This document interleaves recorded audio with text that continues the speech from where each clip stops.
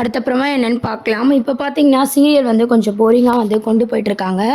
நம்ம மனோஜ் சின்ஹா வந்து பார்த்தீங்கன்னா, ஷோரூம்ல வந்து அந்த அடிக்கடி ஒரு பொண்ணு வருவாங்க இல்லையா? அவங்களோட அம்மா வந்து மனோஜ வந்து கல்யாணம் பண்ணிக்கணும். எனக்கு கோடிக்கணக்கில சொத்து இருக்கு அப்படின்ற மாரிலாம் பேசிட்டுருக்காங்க. மனோஜுக்கு உடனே ஆசை வருது இல்லையா? அந்த மாரி காமிச்சிருப்பாங்க. எபிசோட் பார்த்த எல்லாருக்குமே தெரிஞ்சிருக்கும். ஸோ, அதனால பார்த்தீங்கன்னா, என் பொண்ண மேரேஜ் பண்ணிக்க சொல்லி கேட்கும்போது, மனோஜ் வந்து யோசிக்கிறாரு. இந்த விஷயத்த வந்து அ நம்ம விஜயா கிட்ட மனோஜ் வந்து ஷேர் பண்ண போறாரு. நம்ம விஜயாவ பத்தி ஆல்ரெடி தெரிஞ்ச விஷயம் தான். காசு, பணக்கார பொண்ணு அப்படின்னா, அவங்களும் வந்து கல்யாணத்துக்கு ஒத்துப்பாங்க. ஸோ, கூடிய சீக்கிரம் பார்த்தீங்கன்னா, நம்ம ரோகிணிக்கு 5,00,000 குடுத்துட்டு, டைவர்ஸ் வாங்கிட்டு, அந்த பொண்ண கல்யாணம் பண்ணிக்கிட்டா, மனோஜ் வந்து கோடீஸ்வரன் ஆயிடுவான் அப்படின்னு சொல்லிட்டு, மனோஜும் விஜயாவும் சேர்ந்து தான் புதுசா ஒரு பிளான் பண்ணி, புது சிக்கல்ல வந்து சிக்கிற மாரி காட்டப் போறாங்க. அடுத்தப்புறமா இத பேஸ் பண்ணி தான் கொண்டு வராங்க. அதுக்கப்புறம் பார்த்தீங்கன்னா, நீங்க ஆல்ரெடி பார்த்துருப்பீங்க. சிந்தாமணியும் சரி, அவங்களோட ஹஸ்பண்ட் அதாவது அவங்க பார்த்தீங்கன்னா வந்து சத்யா எங்க என் பொண்ண எங்க வச்சிருக்கான் அப்படின்னு கேட்டு நம்ம முத்து வீட்ல வந்து பிரச்சனை பண்ணிட்டு இருக்காங்க. அக்கம் பக்கம்லாம் வந்து முத்து வீட்டுக்கு சப்போர்ட் பண்ணி பேசினதை நினைச்சு அவங்களும் போயிட்டாங்க. இதுக்கு மேலே சத்யா கல்யாணத்தை நம்ம தள்ளி வைக்கக்கூடாதுன்னு சொல்லி அண்ணாமலை முத்துக்கிட்ட சொல்கிறாரு.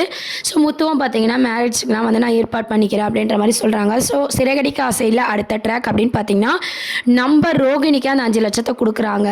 இந்த பொண்ணை வந்து நம்ம மனோஜுக்கு கல்யாணம் பண்ணி வச்சா இந்த மாதிரி மனோஜ் பணக்கார ஆகிடுவோம் அப்படின்ற மாதிரி விஜயா வந்து பிளான் பண்ணுறாங்க. மனோஜும் விஜயாவும் இந்த மாதிரி ஒரு பிளான் பண்ணுறாங்க.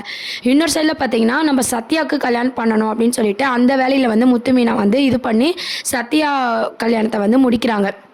இந்த விஷயம் வந்து சிந்தாமணிக்கு தெரிஞ்சு, இதுக்கப்புறம் வந்து சிந்தாமணி எப்படிலாம் ரிவெஞ்ச் எடுக்க போகிறாங்க முத்து மீனாவை, இதை பேஸ் பண்ணி தான் எபிசோட்ஸ் வந்து மூவ் பண்ண போகிறாங்க. ஸோ இதையும் தாண்டி நம்ம முத்து மீனா எப்படி மேரேஜ் பண்ணுறாங்க சத்யாவுக்கு, என்ன எதிர்ப்புகளை ஃபேஸ் பண்ண போகிறாங்க, ரோகிணி இந்த 5,00,000 வாங்கிட்டு அப்படியே சைலண்ட்டாக இருந்து டைவர்ஸ் கொடுப்பாங்களா? ஏன்னா ரோகிணியோட பையனும் பார்த்தீங்கன்னா, ரோகிணி கிட்ட வந்து உன்னால தான் நான் பொய் சொல்ல கற்றுக்கிட்டேன், உன்னை பார்க்கவே எனக்கு பயமாக இருக்குது அப்படின்ற அந்த சொன்ன விஷயம்லாம் கேட்டு ரோகிணி வந்து கொஞ்சம் மனம் மாறி ரோகிணி கேரக்டர் வந்து திருந்தறதுக்கு வாய்ப்பு இருக்கா அப்படின்றது தெரியல. ஸோ பார்ப்போம், வெயிட் பண்ணி பார்க்க வேண்டியது இருக்குது.